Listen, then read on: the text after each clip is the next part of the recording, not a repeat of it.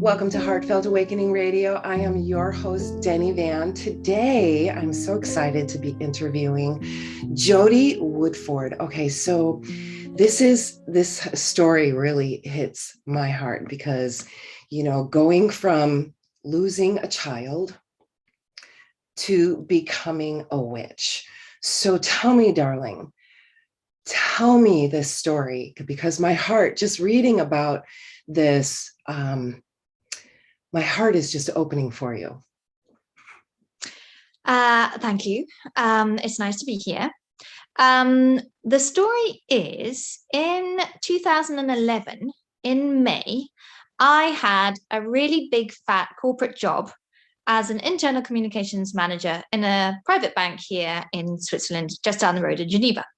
I already had a daughter, and I was very heavily pregnant with our second daughter, who I didn't know who was a daughter until I was 37 weeks pregnant, started feeling a little bit not great, took myself off to the hospital thinking, okay, labor started, been here, done this, no big deal. And I'd had a completely healthy, uneventful pregnancy until this point.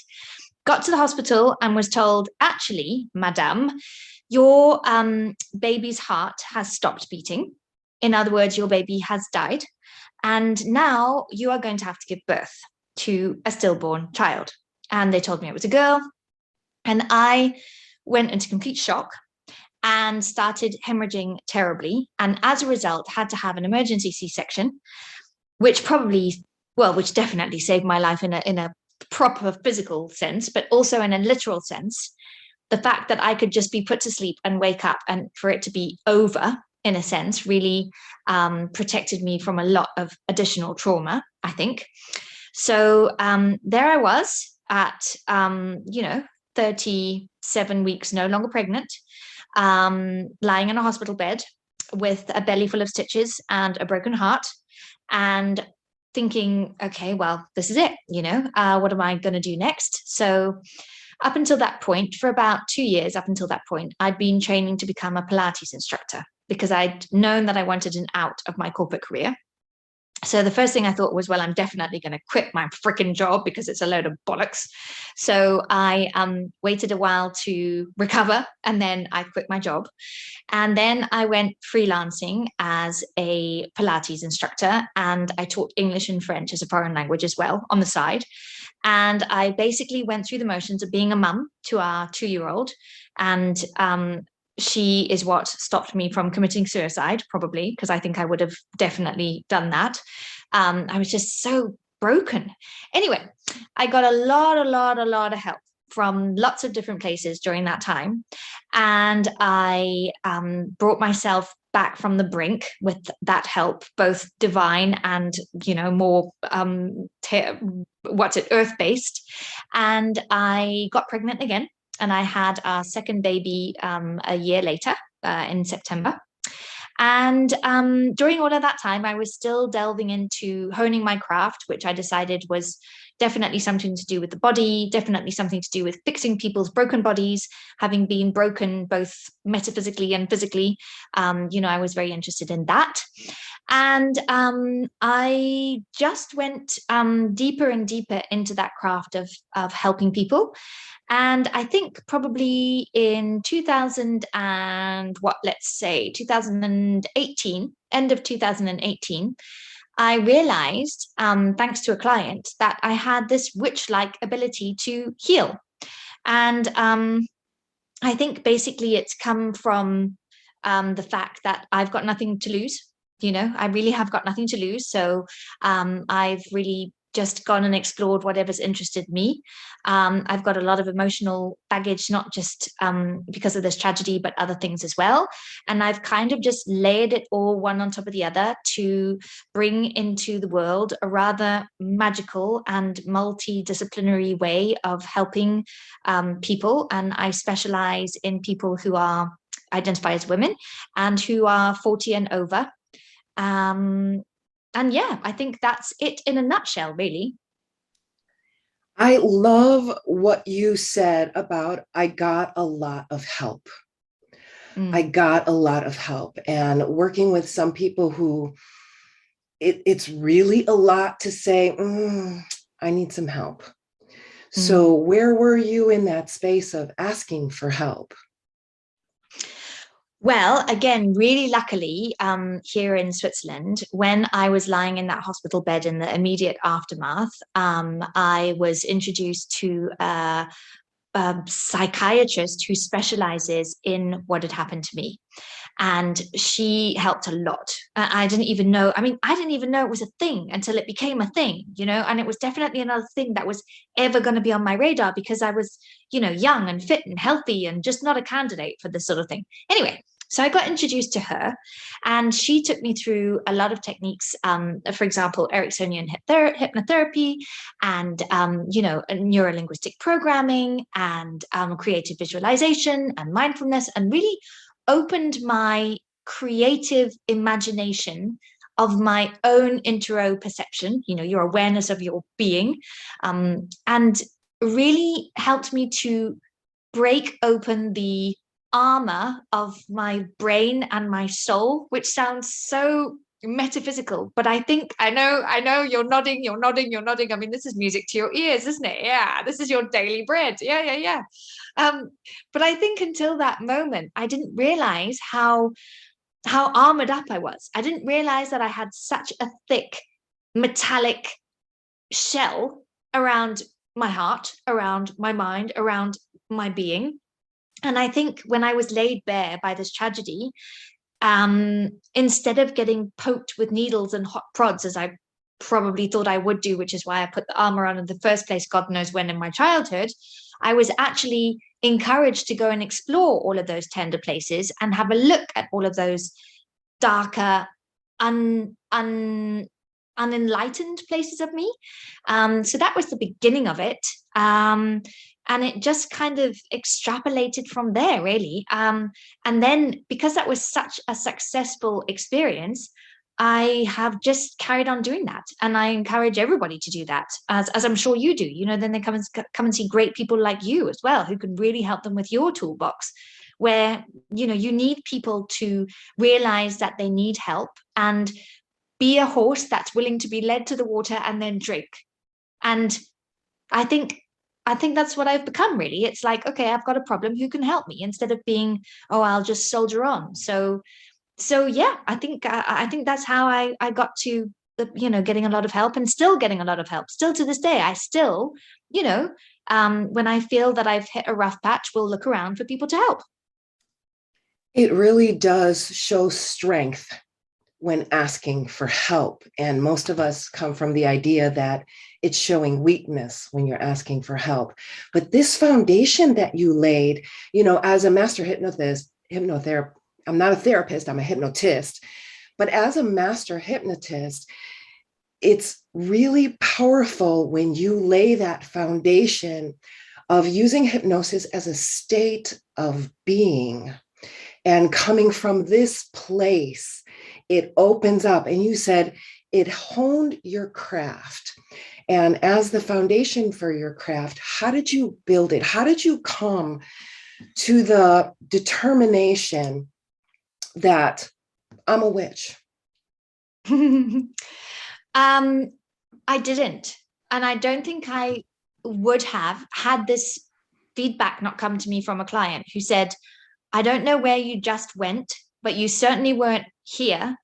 And you've fixed me, but I didn't feel like you were here with me. I felt you'd gone somewhere else. And I thought, ooh, that's really weird. But then I got what she was saying. And I think, to be honest, I'm calling it witchery, but I think in a more prosaic term, it's getting into the zone, and it's going into a state of flow where you lose all sense of time and space, and you're just doing what you were born to do. And I think that's what our modern day world calls it, right? They're like, yeah, you're in flow, you've gone somewhere else. But I think more and more and more people will identify, especially, women listeners, of this ability to tap into this almost deep feminine knowing, which I'm calling witchery. And I'm just really glad that we're in this day and age and we can talk about it nice and openly, and someone's not going to come and burn me at the stake or put a scarlet letter on me, so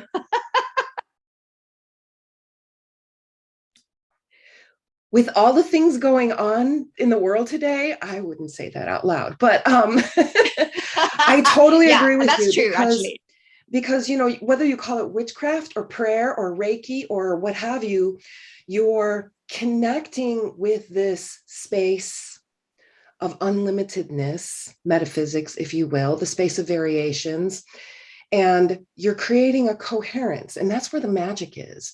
So for me, it has nothing to do with this human, but everything to do with the being. When the human gets the ego out of the way, right, instead of what Denny wants, it's like, all right, quiet, center. And people can call this witchcraft or witchery, but it's really connection. To me, it's connection not only to nature, but to the source of nature. And it's so profound when you, I feel it, you know, it's so profound when you go from tragedy to coming to a space of knowing. Can you talk more about where you're at now? Good question. I think where I am now is in a space of trepidation because it's it's very hard to explain the unexplainable, and it's very hard to, I think a lot of people, certainly, the women I treat are very driven. They're usually very career minded. They're usually extremely pragmatic, and they come to me because they're going to get no bullshit. So, and that's what they get. I'm extremely down to earth. This is me. I'm not anybody different at any other stage of my life. I say it like it is and whatever. So I think when they come and they see me and they hear me and they ex- have their expectations, and then they get the treatment and the results, and it's kind of magical. They want to know why. They want to know how this happened. And they ask questions like, oh, is it because, I tripped and hurt my foot last week and that's why my right knee's sore? And I have to explain, well, no, not really. It's because your neck's overworking and that's why the foot's not working and that's why the other knee's not working. And when they say, but how did you know that? I'm like, I don't know. I just saw it when you were standing up. And I have to say, I see a lot of bodies in a week. I see a lot of people. I've done this a lot. Don't worry. But the more I think about that explanation, it's kind of to placate them. And I think it's to explain it to myself because I don't know. I just know. So that's where I am at the moment. And I think it's a very uneloquent, clumsy place. It certainly feels uneloquent and clumsy, but it's just where I am. I mean, for example, here's a really good example, really concrete example. My dad is 70, he's going to be 79 next week. And he has been having vertigo. The vertigo is from a lack of B12. My dad eats loads of red meat. And I was like, Dad, it can't be from a lack of B12. You eat loads of red meat. And he was like, yeah, and I take supplements as well. And I said to him, how did you used to take the B12? And he said, well, I used to get a shot in my bum, which he stopped doing because he thought that the nurse was coming on to him. Oh, I hope he's listening to this podcast. So he decided not to go for his shot and get pills over the counter. But I said to him, you might be one of those people who just doesn't absorb things through, taking pills. Maybe you need a shot in your bum. So he went back to the doctor. I wrote him out an email and explaining what he wanted. And sure enough, the doctor was like, yeah, you do actually. It's true that you're not absorbing it. So let's go back to the shot in the bum. And I don't really know how I knew that, but I just knew that. And obviously my dad's happy because his vertigo is like under control again. But I don't really know where I got that information from or why it came or what. It just came, and luckily it did. And really, that happens to me a lot. Just weird. But hey, as I say, it's a super clumsy place to be right now. I wish I could give you a nice poetic answer. That How was is it for poetic. you? Yeah, I mean, that was poetic because it's such a connection. And I'm a professional linguist, so we know that verbal communication is only 30% of communication. So when we heal and go from the inside out, we're picking up so much more. And you did, and you don't know how, you can't explain it, but it's in the neural networks of our connectiveness together. And yeah, sounds like witchery, but it's metaphysics. And the amazing thing is science is catching up. They call it coherence. Isn't that Yeah, I'm nice? liking this conversation. Yeah.